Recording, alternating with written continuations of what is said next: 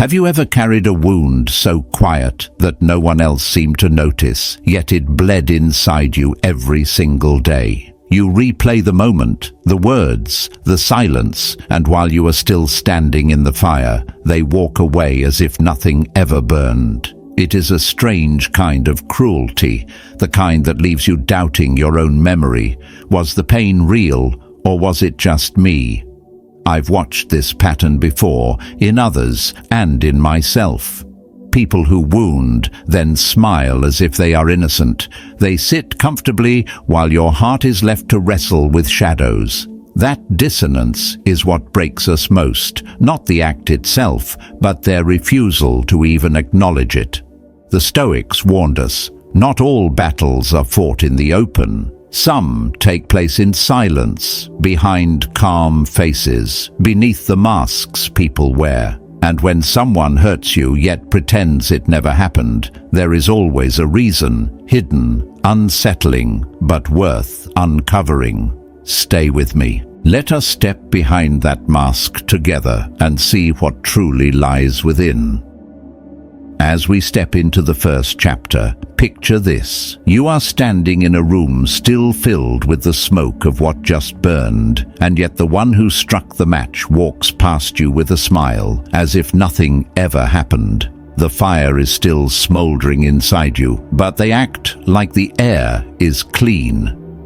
That silence is not emptiness, it is denial, thick and suffocating, and it leaves you questioning the reality of your own scars. Why would someone pretend? Why would they look you in the eye and behave as though the wound they caused simply does not exist?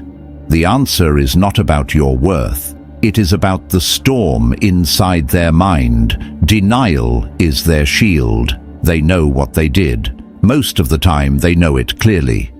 But facing the truth is heavier than they are prepared to hold.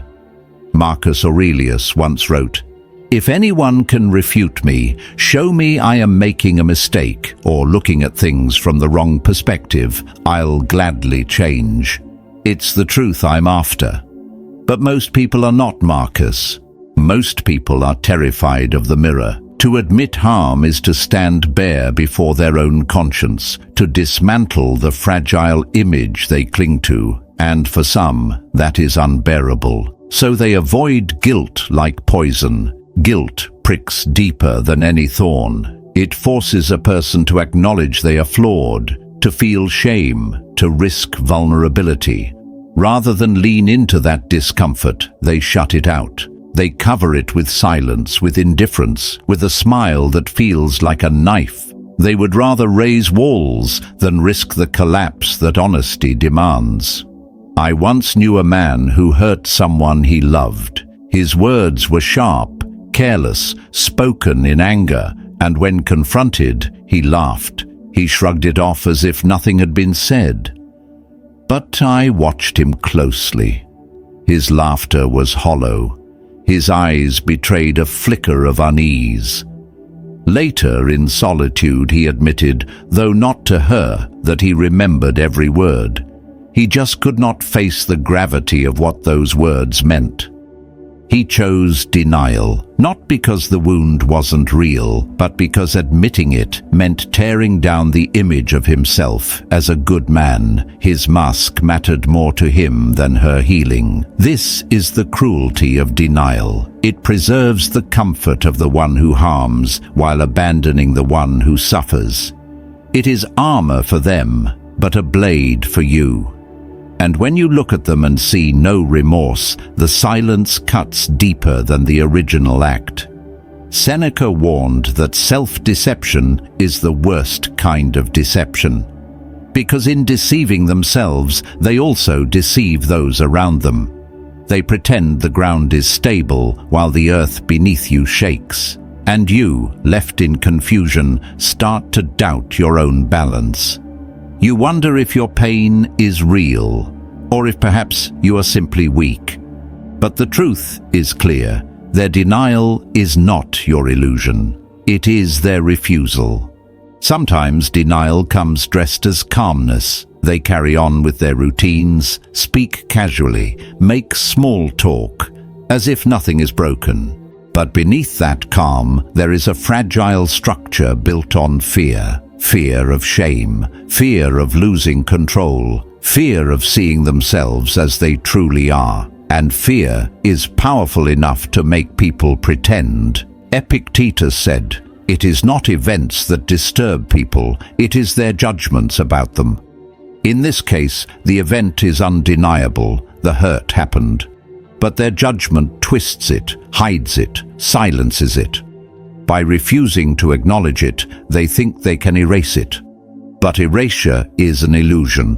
The pain remains. Only now it grows in secret. Think of denial like a curtain pulled across a window. From outside, everything looks bright. But inside, the room remains dark. But you, still inside, cannot breathe. You cough, you choke, you reach for windows. To them, nothing is wrong. To you, everything is burning. That is the split between their inner denial and your lived reality. And that split is where the suffering lives. The tragedy is that their silence leaves you stranded. It is not just the pain of what happened, but the pain of being unseen. Invisible wounds are the hardest to carry because you are forced to hold them alone. Denial isolates the victim while protecting the offender. Yet here is the Stoic clarity. Their silence is not proof that your pain is small. It is proof that their courage is smaller. To own harm requires bravery. To confess fault requires strength, and when they cannot summon that strength, they retreat into the only refuge they know: denial. So what do you do when you stand before someone who acts as if nothing happened? You do not let their silence rewrite your truth. You do not let their denial diminish your reality. Your scars are real. Their silence does not erase them. Remember this. Denial is not an absence of knowledge. It is a refusal of responsibility. And while they may cling to that armor, you are not bound by it. You do not need to carry their shame or their fear. You're not required to live in their illusion. This is where your clarity begins, by seeing denial for what it truly is. Their escape, not your failure. Their burden, not your cross. Their weakness, not your worth. Hold this truth, and you will never again confuse their silence with your invisibility. And as we move forward, we will uncover an even darker layer, when denial is not just self-protection, but a weapon of control. That is where the mask becomes strategy, and the silence becomes power. Moving into the second chapter, picture a soldier stepping onto the battlefield, not with sword or shield, but with layers of steel wrapped around his chest. The armor isn't built to fight, it is built to hide. This is how many people walk through the world after causing harm. They wrap themselves in layers of denial, pretending the strike never landed, pretending your wound never bled. Think of the silence you've received after someone hurt you. It doesn't sound like nothing. It sounds like metal walls slamming shut. They do not reach for you. They do not acknowledge you. Instead, they pull the armor tight and convince themselves they are untouchable. But denial is not freedom. It is a cage, and it suffocates both the wearer and the one left outside. Seneca once warned, self-deception is the most dangerous form of deception. When a person denies the harm they've done, they are not protecting you, they are protecting their fragile reflection. To admit fault feels like shattering a mirror they've spent years polishing, so they turn away. They convince themselves that silence equals resolution, that forgetting is the same as forgiving, but it is neither. It is only delay. I remember watching a woman confront her father after years of neglect. She told him how his indifference had carved into her childhood, how the absence of his words had left her starving for acknowledgement. He sat there quietly, nodding, then shifted the subject to the weather. He did not argue. He did not rage. He simply denied her reality by acting as though nothing weighty had been spoken. That moment was her clarity. She realized the armor he wore wasn't to protect her from pain, it was to protect himself from shame. This is where the Stoic view offers light. Epictetus taught, "It is not what happens to you, but how you react to it that matters." Their armor is not your prison. Their silence does not have to bind you.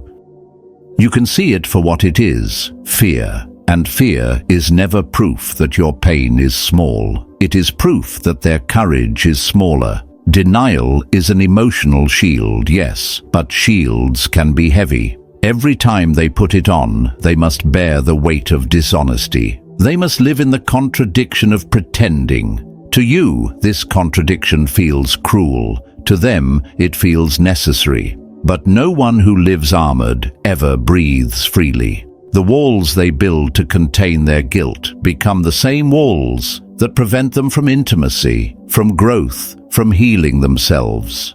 They think the armor keeps them safe, but it only keeps them stuck. There's a subtle cruelty here. By choosing denial, they leave you stranded in the battlefield with no armor at all. You face the wound, the confusion, the unanswered questions, while they retreat behind the walls of pretense. This imbalance is where so much suffering is born. You bleed openly while they hide quietly. And yet, the Stoics remind us, do not measure your worth by their blindness. Your pain is not erased because they refuse to see it. Imagine a child drawing on a wall. The parent, embarrassed, quickly hangs a painting over the marks, pretending the scribbles aren't there. To a guest, the room looks pristine, but beneath the frame, the crayon still stains the plaster. Denial works the same way. The harm remains, even if hidden. Covering it does not erase it. Ignoring it does not absolve it. And you, standing in that room, can still feel what lies beneath the picture frame. The lesson here is not to wait for their armor to fall. You may spend years staring at the steel, hoping for a crack. But your healing cannot depend on their collapse. It depends on your choice. Will you carry their silence like chains, or will you see through the armor and understand it belongs to them, not to you?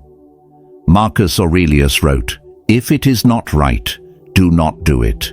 If it is not true, do not say it." Many cannot live by that discipline. They choose the easier path, avoidance. But you can live differently. You can stand in the truth of your own wound without waiting for their acknowledgement. You can honor your pain, validate your own experience, and walk forward unarmored. Because strength is not in hiding. Strength is in facing. This is where resilience begins. By naming their denial as what it truly is, an armor forged from fear, you stop confusing it with proof of your insignificance. You see clearly, their silence does not erase your story. Their armor does not invalidate your scar. And their refusal to face truth does not obligate you to stay frozen in theirs. Denial, like armor, eventually rusts. But your strength, if you cultivate it, can grow sharper with time.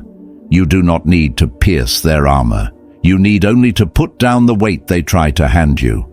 Your healing is not hidden behind their silence. It is already in your hands. And from here, the path darkens, because not all denial is passive. Some wear the armor not just to protect themselves, but to wield it as a weapon, to manipulate, to control, to keep you dependent. That is where we must go next.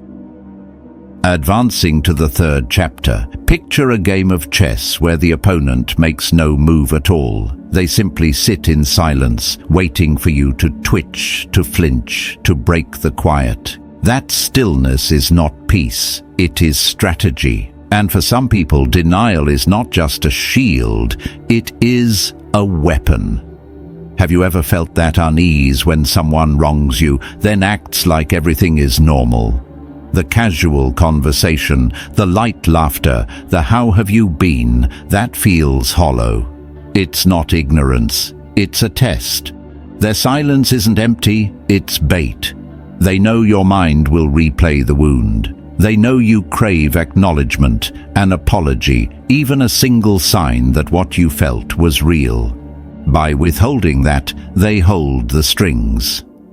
Marcus Aurelius once wrote, "The best revenge is not to be like your enemy. But first, you must see that they are treating you as a piece in their game.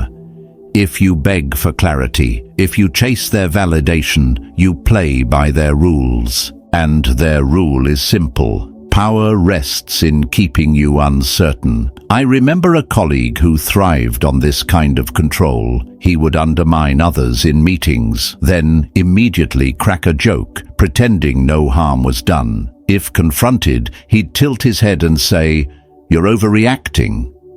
The room would laugh, and the victim would shrink back into doubt. He didn't need to raise his voice. His denial was enough to plant seeds of confusion.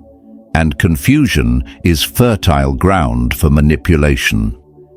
Epictetus reminded us, if someone succeeds in provoking you, realize your mind is complicit in the provocation. The manipulator counts on this. They count on your need to be understood. They count on your instinct to explain yourself, to defend your reality. Because every time you explain, you cede more ground. And every time you defend, you place yourself in the weaker position, seeking permission for your pain. Let's be clear. When someone deliberately pretends nothing happened after they've hurt you, it can be more than avoidance. It can be domination. By erasing the record, they position themselves as the arbiter of truth. If they refuse to acknowledge it, then it doesn't exist. And if you insist it does, they cast you as irrational. This is the core of gaslighting, making you question not just what happened, but whether you can trust your own mind. Imagine standing on a stage where the lights suddenly go out. You know you are still there. You feel the floor under your feet. But the audience, shrouded in darkness, pretends you've vanished. That is what manipulation feels like. The denial erases you in front of others. And in that erasure, the manipulator claims control of the narrative. But here is where Stoic strength steadies you. Seneca wrote, "We suffer more often in imagination than in reality. Their silence paints a picture meant to imprison you. But reality is not erased because they deny it. Reality is not diminished because they dismiss it. You are not bound to their version of the story." There was once a woman I knew who endured years of this manipulation from her partner. Every slight was brushed aside, every insult disguised as a joke. When she voiced her hurt, he would smirk, "You're too sensitive." Slowly, she began to question herself. She journaled her feelings, then tore the pages up, afraid they were exaggerated. Until one day, she stumbled upon Marcus Aurelius's words. "You have power over your mind, not outside events. Realize this, and you will find strength." That became her turning point. She stopped explaining. She stopped defending. She chose to walk away, not in rage, but in clarity. His silence no longer controlled her because she no longer needed his recognition to validate her reality. The manipulator thrives when you keep knocking on a closed door. They want you restless, second-guessing, hoping. But when you step back and say nothing, not from weakness but from resolve, the game collapses. Control requires a willing participant. Refuse to play, and their weapon falls dull. Remember this: silence can be armor, but it can also be a trap. If you mistake it for peace, you're drawn in. But if you see it as strategy, you can rise above it. You can meet their denial with clarity. You can answer their manipulation with boundaries. You can choose dignity over games. True power is not in dominating another. True power is in mastering yourself. The manipulator wants you tangled in their narrative, but the Stoic path invites you to step out of the story altogether, to live by your own script, to refuse to let their silence dictate your truth. And this brings us to the next stage. Not everyone denies or manipulates because of cruelty. Some simply lack the capacity to feel, to empathize, to grasp the depth of what they've done. That absence of empathy, cold and baffling, is where we must go next. Here's where the story turns colder, like stepping into a room that looks perfectly bright, but feels strangely hollow, as if the warmth has been drained from the walls. This is what it feels like to deal with someone who lacks the ability, or perhaps the willingness, to step into your pain. They hurt you, and when you search their face for recognition, you find only a blank page. Now imagine pouring your heart into someone's hands, telling them how their words cut you, how their silence pierced deeper than any blade. You wait for even a flicker of understanding. Instead, they shrug, or worse, they laugh. And in that instant, you are not just wounded, you are erased. What you feel is real, but to them, it is invisible. Seneca once said, "When a man does not know what harbor he is making for, no wind is the right wind." The one without empathy is like a ship without compass. They drift, not because your suffering is small, but because their sails cannot catch the wind of compassion. They are emotionally adrift, and that lack is revealed in the moments you need them most. I recall a friend who endured a breakup that left her shattered. She tried to explain to her partner how his betrayals had gutted her trust. His response, "You're too dramatic. You'll get over it." No apology, no reflection, just dismissal. What stung her most wasn't the betrayal itself, but that her tears seemed to mean nothing in his eyes. She learned in that moment that some people do not lack love because they hate you. They lack love because they are cut off from themselves. This is the hard truth. Some people are so severed from their own emotions that they cannot recognize yours. It is not that they don't see the wound, they simply do not know how to feel it. And here is the temptation. You think that if you explain harder, if you cry louder, if you lay out your pain in perfect detail, they will finally understand. But you could shout to the heavens, and still they would look at you with a vacant stare. Marcus Aurelius wrote, "Waste no more time arguing about what a good man should be one." Their absence of empathy is not your assignment. Your task is not to train them to feel. Your task is to live as one who refuses to grow numb, even in a numb world. If they cannot meet you in your humanity, then you must honor your own heart all the more fiercely. Think of it like standing before a mirror that doesn't reflect. You wave, you shout, you reach, but the glass stays empty.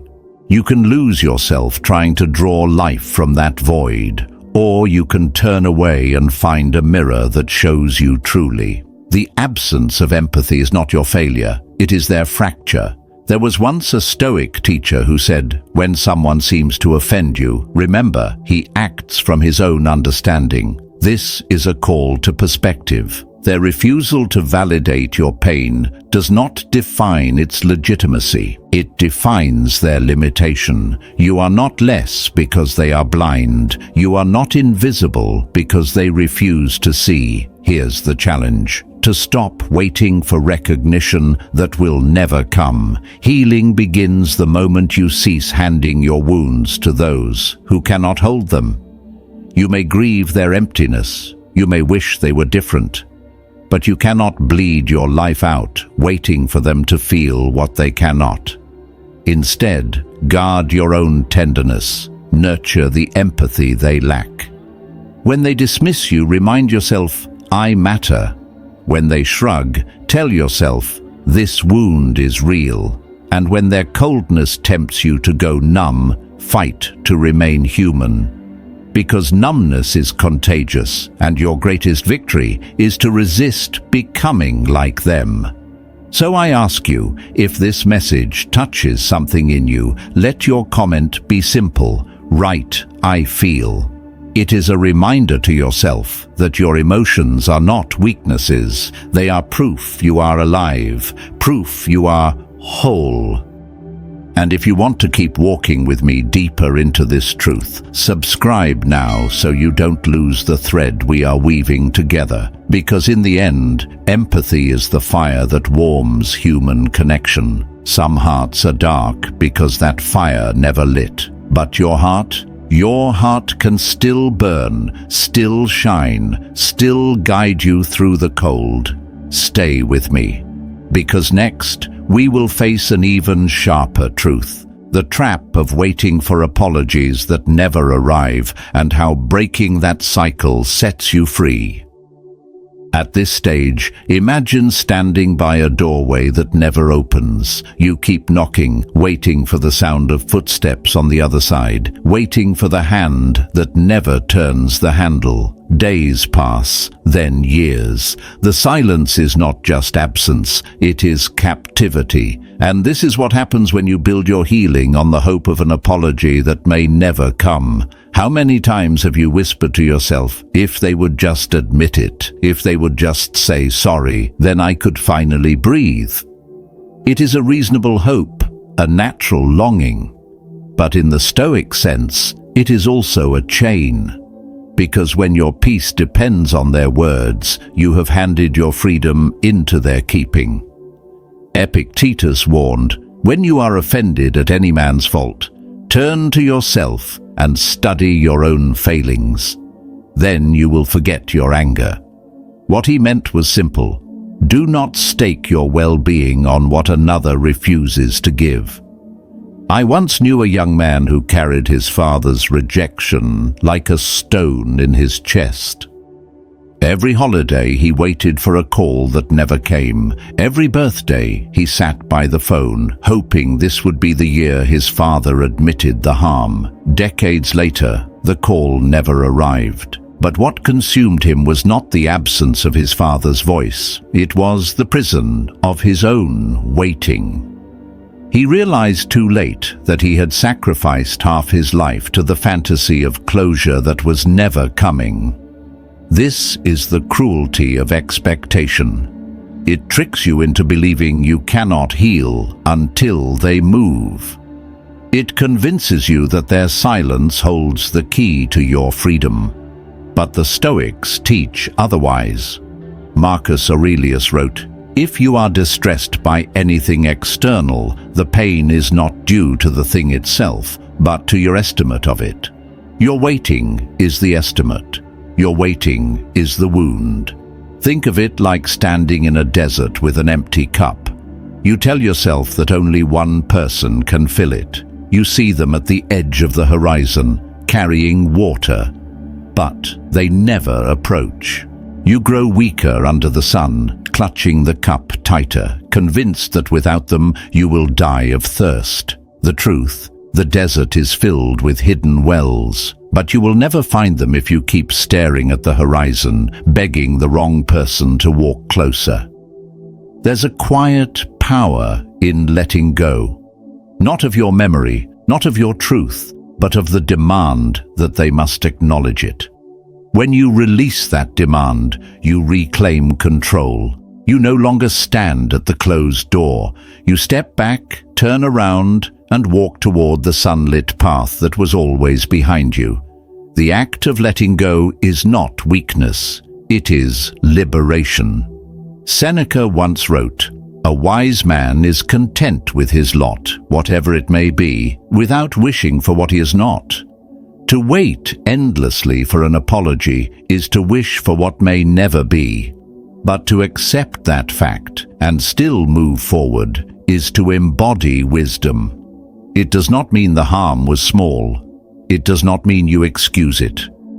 It means you refuse to let your life shrink around the emptiness of their silence. I remember a woman who carried bitterness toward her sister for years. They had quarreled, harsh words had been spoken, and betrayal had severed trust. She held on to the belief that if her sister apologized, the relationship would heal, but that day never came. Finally, she chose a different path. She wrote a letter, not to send, but to burn. In it, she wrote every word she wished her sister would say to her. Then she folded it, set it alight, and watched the ashes rise. She wept, not because the pain was gone, but because she was finally free of waiting. She had given herself the closure that her sister never would. There is strength in this choice. To stop waiting is not to stop caring. It is to care for yourself enough to walk forward without permission. It is to look at your scars and say, I do not need their words to prove this wound is real. It is to choose life over limbo. This is the essence of Stoic resilience. Life will hand you wounds without apology, storms without warning, betrayals without explanation. But you can meet them with a steady heart. You can let go of what is outside your control, and in that letting go, you find peace. Do not confuse this with indifference. It is not about pretending you don't care. It is about refusing to let the absence of an apology dictate the rhythm of your soul. You can honor the pain without making it your master. You can feel the loss without letting it write your future. The cycle of waiting ends the moment you decide. Their silence is theirs. My peace is mine. That is the cut that frees you. That is the choice that makes you whole. And as we move forward, we must ask, if letting go of their apology is the first liberation, what comes next? The answer lies in drawing boundaries so strong and clear that their silence can no longer wound you twice. From here, imagine standing in the middle of a crowded square, voices pressing in from every side. Some voices mock, others dismiss. Some pretend you are not even there. Your chest tightens, your hands clench, and then, slowly, you realize you cannot control their voices. But you can draw a circle around your own presence. That invisible line, that sacred border, is where peace begins. Boundaries are not punishment. They are self-respect carved into space. They are the invisible armor that says, this far and no further. Without them, you become a sponge for other people's denial, manipulation, and coldness. With them, you remain intact, even as the world tries to pierce your skin. Marcus Aurelius once wrote, "You have power over your mind, not outside events." Realize this, and you will find strength. To set a boundary is to draw the line between what is yours to carry and what is not. Their silence, not yours. Their refusal, not yours. Your response, entirely yours.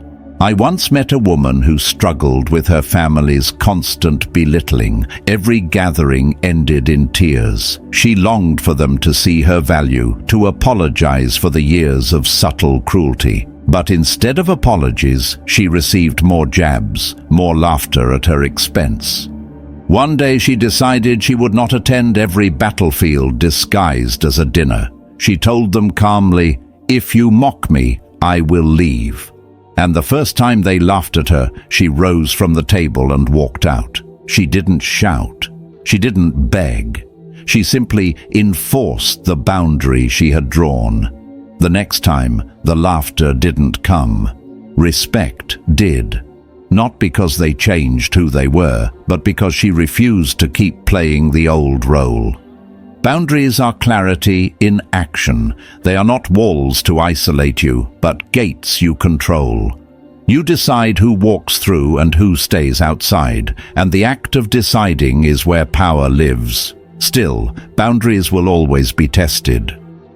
People who benefit from your silence will push back when you speak. They may guilt you, call you selfish, accuse you of being cold. But remember, guilt is the weapon of those who fear your strength. Seneca said, "He who is brave is free." Bravery in this sense is not grand gestures.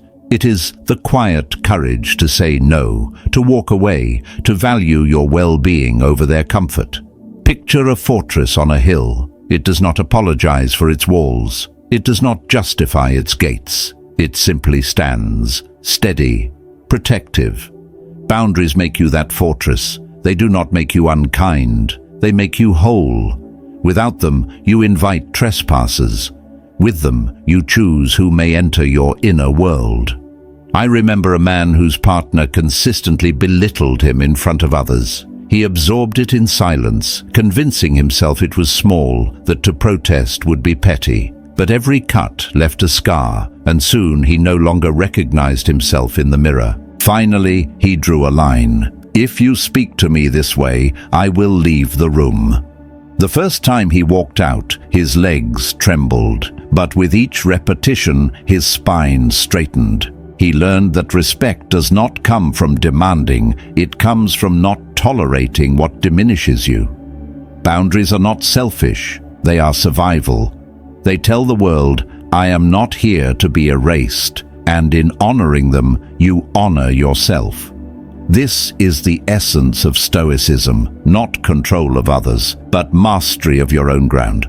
But let us be honest, drawing boundaries hurts. It hurts because it may distance you from people you care about. It may break traditions. It may fracture illusions you've carried for years. Yet what is the alternative? To remain in spaces where your soul is chipped away piece by piece. To sacrifice your inner calm for the sake of belonging to a table that feeds you poison. That is not love. That is surrender.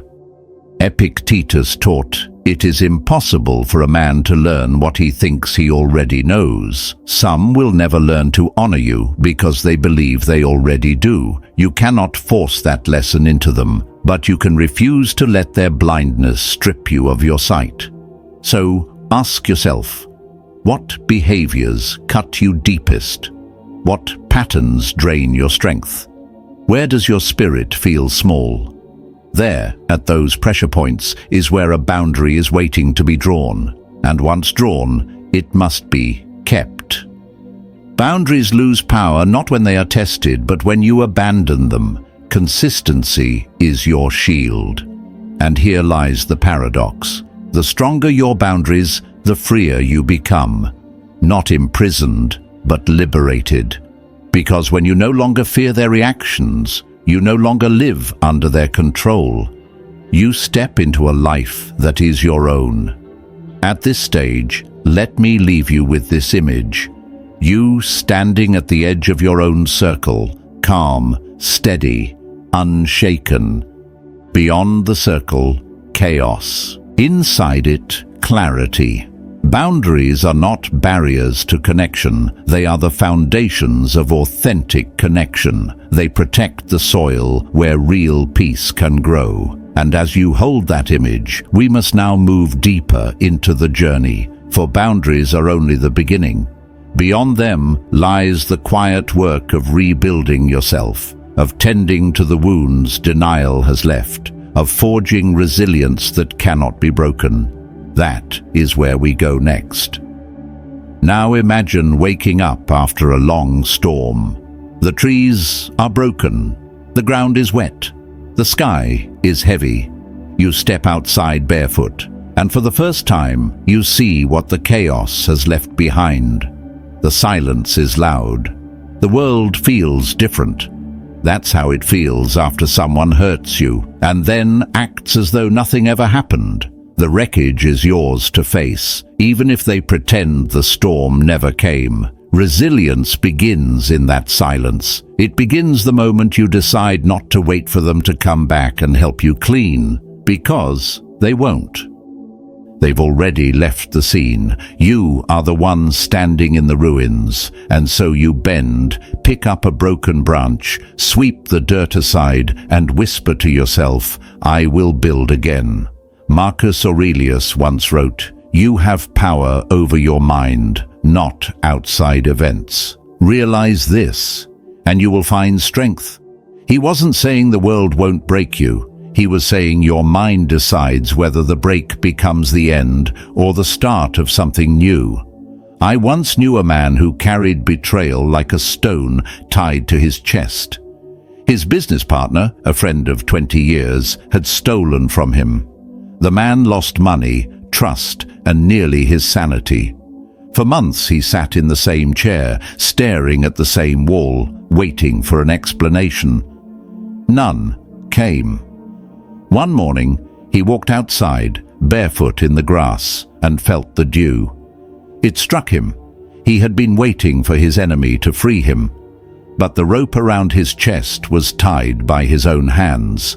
That day he began journaling, writing his pain in small fragments, line after line. Each page was a stone lifted. He didn't get his apology. He got something better, his breath back. Resilience is not about denying the wound. It is about tending to it. Stoicism never tells us to feel nothing. It tells us to feel without being ruled by it. Seneca said, "We are more often frightened than hurt, and we suffer more from imagination than from reality." When you replay betrayal in your mind, you stab yourself with the same blade 1,000 times. But when you face the wound as it is, one scar, one story, you stop bleeding for them. You start healing for yourself. Healing is slow work. It asks for patience. Some days you will rise with a steady heart. Other days you will collapse under the weight of memory. That's natural. The Stoics knew progress was not a straight line. They believed strength is found in the choice to stand again, no matter how many times you fall. Each rise is resilience. Each breath after tears is victory. I remember a woman whose husband left her suddenly, walking out without a word. She begged for answers, begged for acknowledgement. Nothing came. She thought she would die under the silence. But she began walking, at first 1 block, then 2. She called it her march against despair. Every step was a statement. I will not let his silence be my grave. Months later, she said the walking saved her. Not because the pain vanished, but because her legs reminded her she could still carry herself forward. Resilience does not mean you forget. It means you refuse to let the memory chain you. It means you learn to stand in your own story, not in theirs. Epictetus taught, it is not what happens to you, but how you react to it that matters. The harm has already happened. What matters now is the reaction you choose every day. Will you stay frozen in their silence, or will you move in your own strength? Practical resilience is built on habits, journaling the truth of your feelings, moving your body so the weight does not stay stuck, seeking the company of people who validate you instead of erasing you. These are not luxuries, they are lifelines. They are the quiet ways you teach yourself. My emotions matter. My peace matters, my life matters, and perhaps the deepest resilience of all is compassion for yourself. To say, yes, I was hurt, yes, I still ache, and yes, I will continue to rise. Self-compassion is not weakness. It is the soil where resilience grows. The truth is, pain never fully disappears, but it transforms, it sharpens you. It teaches you to value honesty, presence, and respect. It teaches you to protect your heart without hardening it. It teaches you to be tender without being naive. This transformation is the gift of resilience. You do not just survive the storm. You become the one who can guide others through theirs. At this stage, hold this truth close. You cannot stop people from wounding you, but you can stop them from defining you. Your scars may mark you, but they do not own you. Your silence in healing will speak louder than their silence in denial. And as we turn forward, there is one more step beyond resilience, learning how to turn pain into wisdom, how to let the wound not only heal, but also illuminate the path ahead. That is where we must go next. Advancing to the 8th chapter, imagine a scar on your skin. At first it is raw, red, a constant reminder of the cut. But with time, it fades into a mark. It doesn't vanish, it transforms. And each time you see it, you remember not only the wound, but the survival. Pain, when faced with courage, has this power. It can remain an anchor, or it can become a lantern. Here's where Stoicism sharpens the lesson. Marcus Aurelius reminded himself, the impediment to action advances action. What stands in the way becomes the way. The hurt you endured is not simply an obstacle, it is material, like stone to the sculptor, like fire to the iron. What was meant to break you can become the very weight that builds your strength. Think of a man abandoned by his closest friend. For months, he replayed the betrayal, each memory another blade in his back. But eventually, he shifted. He asked not, why did he betray me? But what did it reveal about me? The answer was clear. He had been too eager to please, too afraid to walk alone. That realization turned the wound into wisdom. From then on, he valued truth over charm, loyalty over convenience. The betrayal still hurt, but it also taught. And the teaching stayed longer than the sting. Pain has a way of refining us, if we let it. Seneca wrote, "Fire tests gold, suffering tests brave men." Without suffering, courage is an idea. With it, courage is proven. You cannot become unbreakable by hiding from breaks. You cannot grow wise by living only in comfort. Life chisels wisdom from stone through the hammer of hardship. There is a subtle danger here, though. Some let pain define them. They wear the wound as identity, clinging to it like a badge. But wisdom is different. Wisdom is not to carry the wound forever, it is to carry the lesson. To say, this cut happened, it shaped me, but it is not all of me. Pain remembered becomes bitterness. Pain transformed becomes insight. I knew a woman who lost everything in a divorce. Her husband left without explanation, taking the life they had built. At first, she drowned in anger. But in time, she turned the fury inward and asked, "What can this teach me?" She learned independence. She discovered talents she'd buried under years of dependence. Years later, she said the divorce was still the hardest moment of her life, but it was also the beginning of her true self. The wound had become a door. Epictetus said, "It is difficulties that show what men are." To run from pain is to run from the very mirror that shows you who you are. To face it is to see clearly your limits, your strength, your blind spots, your endurance. Every hardship carries a hidden scroll, a lesson folded inside its cruelty. If you dare to open it, you find wisdom no book could teach. Turning pain into wisdom does not mean you seek harm. It means when harm comes, as it always does, you refuse to waste it. You take the ashes and plant seeds in them. You take the silence they gave you and learn to listen to your own voice. You take the dismissal and build a deeper respect for yourself. At this stage, let one truth be carved into you. The wound is not the end. It is the beginning of a different kind of strength. Pain may bend you, but wisdom will shape you. And once you see your scars as lessons, you will never fear the blade again. And so, as we bring this journey to its close, we step into the final reflection, the calm certainty that your peace, reclaimed and guarded, is the greatest power you will ever hold. There comes a point where you must stop waiting for the apology that may never arrive. Their silence, their denial, their pretending does not erase your truth. It only reveals the weight they cannot carry. And you, stronger than you know, have the power to set that burden down. Your scars are not signs of weakness. They are marks of survival. They tell the story of someone who was hurt, but not broken. Someone who chose to rise when they could have stayed in the shadows. That choice belongs to you every single day. So, as you walk forward, protect your peace and honor your heart.